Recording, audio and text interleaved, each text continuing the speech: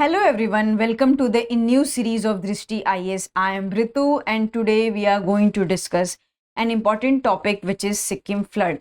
You already know that Sikkim is affected by flood. So I just want to ask you a question that is flood is a natural phenomena or human-made phenomena? In my opinion, it is more of a human-made phenomena because it is mostly affected by the climate change, and the climate change for any kind of climatic condition, humans are responsible because we are responsible for the global warming, greenhouse gases. Because of all these things, we can see that natural disasters are converting into the human-made disasters. So, moving to the points of discussion part. So, first of all, we are going to discuss the news and then what is GLOF, which is Glacial Lake Outburst Flooding, and then how South Lhonak Lake is affected by this glacial lake outburst flooding, and then what is the stand of Sikkim government on this issue, and then practice question for prelims and mains. So moving to the news part. So we already know that Sikkim is affected by flood in which more than 14 people have died and more than 80 people are missing, including 23 army personnel. And in which area it has come? So it has affected the South Lhonak Lake of the Sikkim, and it is situated in the northwestern part of the Sikkim. And it is not just affecting the northwestern part of the Sikkim, it is also affecting the downstream communities and downstream areas, and it has downstream to the Teesta river, which has affected the 4 districts of the Sikkim, which is Mangan, Gangtok, Pakyong and Namchi. So these are the affected regions of the flood. So moving to the next slide. Next slide is about that what is GLOF, which is Glacial Lake Outburst Flooding. So they are the large water bodies and it contains, like, they are situated on the top of or on the beneath of the melting glacier. And why they are so dangerous? Because glacial lakes are mostly dammed by unstable ice avalanches and so many natural disasters, and they are also affected by the earthquakes. Because of this thing, these regions are very much in a danger condition. And you know what happened in this GLOF phenomena, that boundary of the glacial lake breaks and the water downstream to the downstream areas.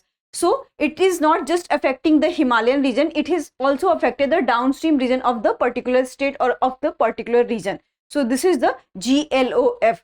So how it triggered? So there are so many points which are triggering to the GLOF phenomena, and one is the earthquake, and the second is extremely heavy rains, and third is ice avalanches. In this case, we can see that heavy rains has affected the whole Sikkim, and they are often found in the steep mountainous region, and all these mountainous regions are prone for the ice avalanches and landslides. And because of the ice avalanches and landslides, the stability of the water will disrupt and it flows to the downstream area, and because of that the flooding can be seen in the most of the Himalayan states. So moving to the next slide.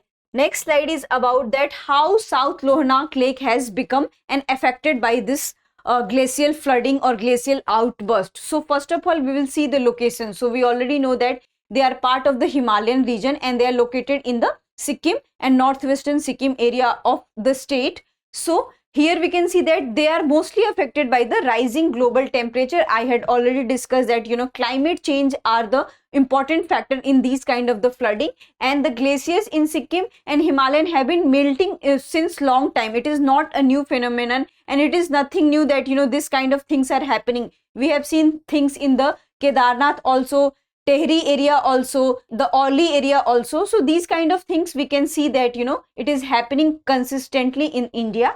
And all these areas are very vulnerable condition, and in Sikkim there are 300 glacial lake. Among them 10 glacial lakes are in a vulnerable condition, and they are also listed by the government of Sikkim, and among 10 of them South Lhonak area was one of them, and they are also listed among the vulnerable lakes of the Sikkim area. And still, despite of so many vulnerability, people are residing in that area, and so many populations are still there and they are stuck in the flood kind of situation. So this is a very pity state of a country that despite of the listed in vulnerable area, they're still stuck and they're still residing in that area. So what happened that they are triggered by the earthquake. So because of the earthquake, we can see that, you know, the glacial lake size has been increasing day by day, And in 1989, the Lhonak area has been increased by 1.5 times and South Lhonak has been increased by 2.5 times.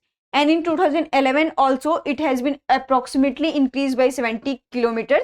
And in future also, when there will be the earthquake, avalanches will be there, then it may increase day by day. So this is brief about that how South Lhonak area is affected by this GLOF phenomena. So moving to the next slide. Next slide is about that what is the response of Sikkim government on this. So the first thing they had done is that siphon of the lake water. So what is this siphon of the lake water? That they insert huge and wide pipe which has a higher density and they take out the water from the lake area, and they had take out the 150 liters of the water from the lake area. But do you think that all these steps are enough to remove such kind of natural disaster or any kind of disaster? In my opinion, these all efforts are not enough for the human population, and we have to take much more extreme effort for these kind of flooding, so that lives and livelihood will be saved and the flora and fauna will be also saved.